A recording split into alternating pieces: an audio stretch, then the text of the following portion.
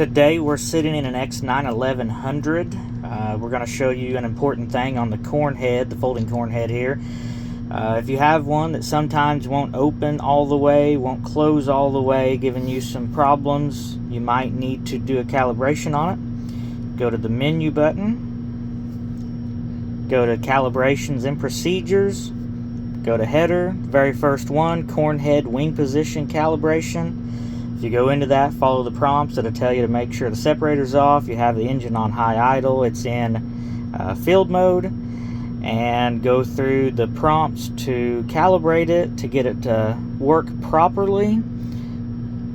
After you're done, you can hit the shortcut for the folding down here, and here is your Cornhead. Or you can go to the menu, hit folding, your Cornhead's here at the bottom. You can verify whether it works or not after that, but if you have any issues with it folding, unfolding, a calibration might take care of your issue. This is something that you should probably do in the beginning of the year, especially if you're going to leave one Cornhead on the same machine for the entire harvest season. This might fix some of your issues.